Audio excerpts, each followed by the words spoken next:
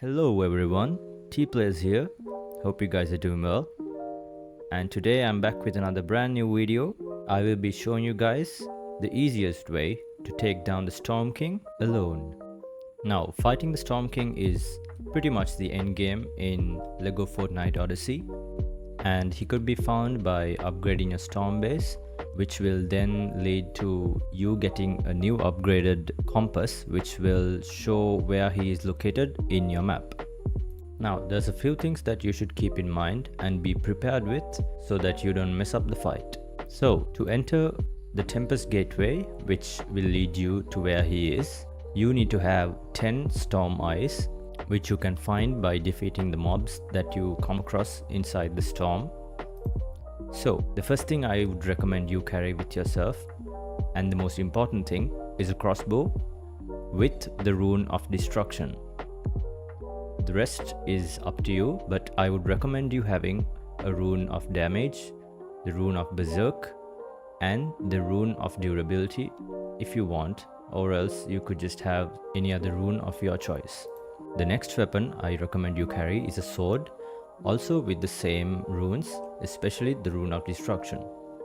Now, the reason that I'm recommending y'all to have the Rune of Destruction on your weapons is because the Storm King will be summoning spawners that will bring out various types of mobs.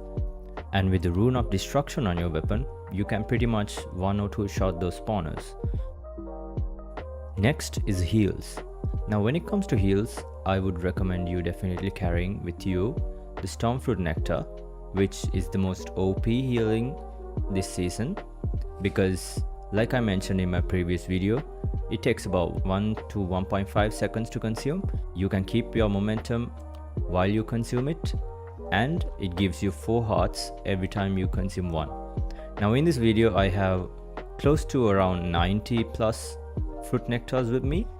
Maybe it might be a little overkill, but I choose to be on the safe side rather than running out of them in the middle of the fight. The next thing you must make sure that you do not run out in the middle of the fight are the arrows that you have with yourself.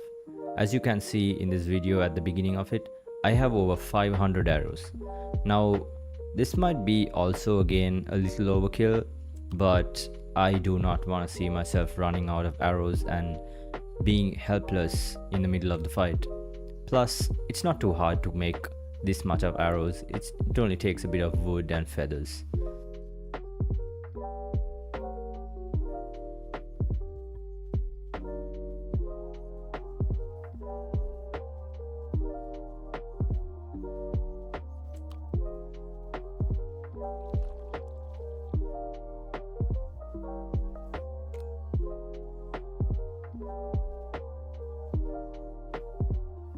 Now when you start fighting the Storm King, it will be a little frustrating, but it will help a lot if you get rid of the spawners as soon as they spawn, and that is why, like I said before, the Rune of Destruction would come in very handy. There were multiple occasions where I spawned them and I got to just 1 to 2 shot them and I was done with it, and I only had to fight 1 or 2 mobs which were pretty easy to take down. So I could spend more time focusing on the Storm King, and the fight didn't take that long to end as well. Now when it comes to fighting him, there will be 2 instances where he will be revealing weak points that you have to break 3 different times. So that will be weak points 6 times, and every 3 weak points that you break, he will reveal a storm horn. He will most probably fall down towards you, which will make it easier for you to break the storm horn. I recommend you break it with the sword because you don't want to waste time while he's letting you break it. And after that there will be another round where you have to break 3 more weak points, and then the next storm horn will be revealed, which then after you break will reveal himself at his truest form, where you can actually damage him, which will show a new health bar. This itself won't take long, but during this fight as well he will spawn different mobs, and you will have to keep an eye on those as well to break the spawners as soon as they come out.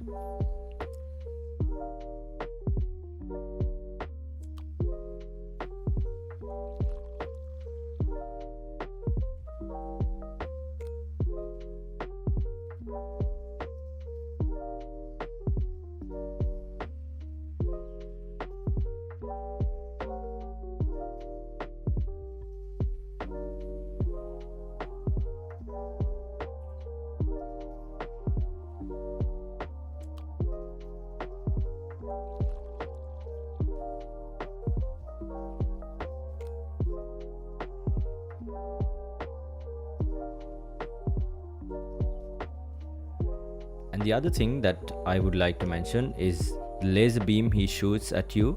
Now this laser beam does a ton of damage, so make sure to keep an eye, because before he shoots it at you, he will show himself preparing to do that.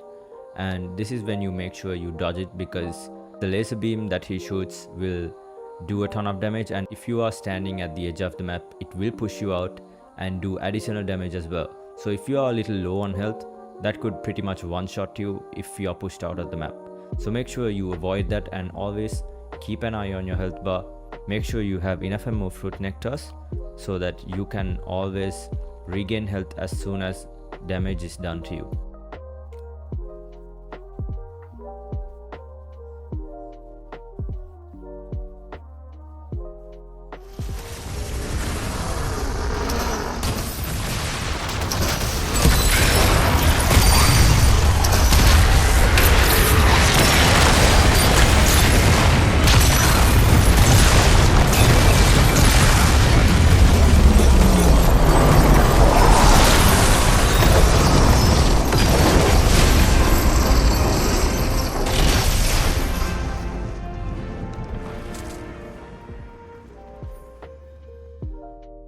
And at last, we have the best part of the fight, the rewards.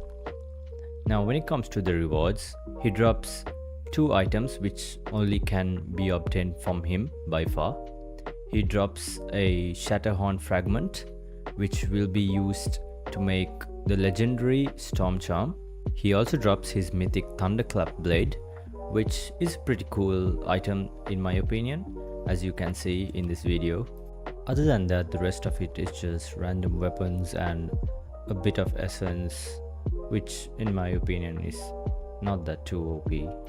So overall, I would like to say that the fight is pretty good, and the intensity and the rewards you get, all of that is pretty great compared to the previous season. I can say Fortnite did a pretty great job at giving LEGO Fortnite a good endgame fight. That's just my opinion, but you guys can leave your opinion down in the comments and let me know what you all think of this endgame. And that wraps up today's video. I hope it helped. If it did, don't forget to share this video with a friend who would also find it helpful, and leave a like, maybe a comment, and subscribe. Thank you. See you guys next time.